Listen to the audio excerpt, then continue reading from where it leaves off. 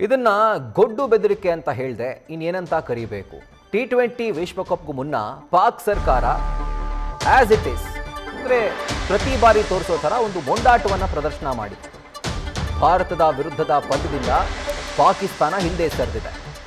T20 ವಿಶ್ವಕಪ್ನಲ್ಲಿ ಪಾಕ್ ಭಾಗವಹಿಸುತ್ತೆ, ಇದಕ್ಕೆ ಆ ಸರ್ಕಾರ ಒಪ್ಪಿಗೆಯನ್ನು ಕೊಟ್ಟಿದೆ. ಆದರೆ ಭಾರತದ ವಿರುದ್ಧದ ಪಂದ್ಯವನ್ನಾಡೋಕೆ ಅನುಮತಿಯನ್ನ ಪಾಕಿಸ್ತಾನದ ಸರ್ಕಾರ ಕೊಟ್ಟಿಲ್ಲ. ಕೊಲಂಬೋದ ಪ್ರೇಮದಾಸ ಮೈದಾನದಲ್ಲಿ ಇದೇ ತಿಂಗಳ 15ನೇ ತಾರೀಕು ಈ ಪಂದ್ಯ ಆಗಬೇಕಾಗಿತ್ತು. ಆದರೆ ಈಗ ಪಾಕಿಸ್ತಾನ ಈ ಪಂದ್ಯದಿಂದ, ಭಾರತದ ವಿರುದ್ಧದ ಪಂದ್ಯದಿಂದ ಹಿಂದೆ ಸರಿದಿದೆ.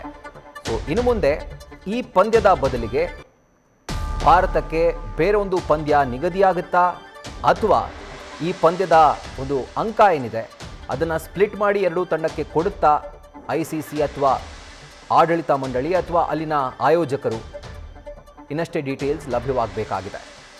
T20 ವಿಶ್ವಕಪ್ನಲ್ಲಿ ಪಾಕಿಸ್ತಾನ ಭಾಗವಹಿಸುತ್ತಾ ಇಲ್ವಾ ಅನ್ನುವಂಥ ಪ್ರಶ್ನೆ ಇತ್ತು. ಇನ್ಫ್ಯಾಕ್ಟ್ ನಾಳೆವರೆಗೂ ಡೆಡ್ಲೈನನ್ನು ಪಾಕಿಸ್ತಾನ ಕ್ರಿಕೆಟ್ ಬೋರ್ಡ್ ಅದು ಕೊಟ್ಟಿತ್ತು. ಅಂದರೆ 2ನೇ ತಾರೀಕು ನಮ್ಮ ಅಂತಿಮ ನಿರ್ಧಾರವನ್ನು ತಿಳಿಸ್ತೀವಿ. ಕಾರಣ ಏನು? ಭಾರತದಲ್ಲಿ ಹಾಗೂ ಶ್ರೀಲಂಕಾದಲ್ಲಿ ಅಂದರೆ ಎರಡೂ ದೇಶಗಳು ಜಂಟಿಯಾಗಿ ಈ ಒಂದು ಟೂರ್ನಿಯನ್ನು ಅಥವಾ ಈ ಒಂದು ವಿಶ್ವಕಪ್ ಸಮರವನ್ನು ಆಯೋಜನೆ ಮಾಡ್ತಾ ಇರೋದ್ರಿಂದ ನಾವು ಹೆಂಗೆ ಪಾಕಿಸ್ತಾನಕ್ಕೆ ಹೋಗೋದಿಲ್ವೋ ಅದೇ ಥರ ನಾವ್ಯಾಕೆ ಭಾರತಕ್ಕೆ ಬಂದು ಆಡಬೇಕು ಅನ್ನುವಂಥ ಒಂದು ನಿಲುವು PCB ತಳೆದಿತ್ತು. ಆದರೆ ಈಗ ಒಂದು ಸ್ಪಷ್ಟನೆ ಸಿಕ್ಕಿದೆ. ಪಾಕಿಸ್ತಾನದ ಎಲ್ಲ ಪಂದ್ಯಗಳು ಕೂಡ, ಆಲ್ಮೋಸ್ಟ್ ಎಲ್ಲ ಪಂದ್ಯಗಳು ಕೊಲಂಬೋದಲ್ಲೇ ಅಂದರೆ ಶ್ರೀಲಂಕಾದಲ್ಲೇ ಆಯೋಜನೆ ಆಗಿರೋದ್ರಿಂದ ಅಲ್ಲೂ ಕೂಡ ಭಾರತದ ವಿರುದ್ಧದ ಪಂದ್ಯವನ್ನಾಡೋಕೆ ಈಗ ಪಾಕಿಸ್ತಾನ ಹಿಂದೇಟು ಹಾಕಿದೆ.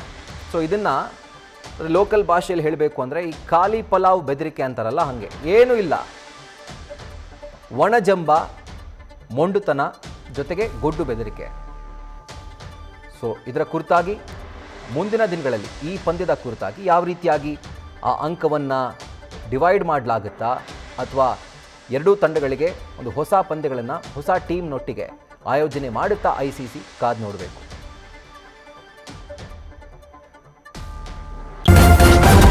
ನ್ಯೂಸ್ ಫಸ್ಟ್, ನಿರ್ಭೀತಿಯಿಂದ ನಿಮ್ಮ ಪರವಾಗಿ.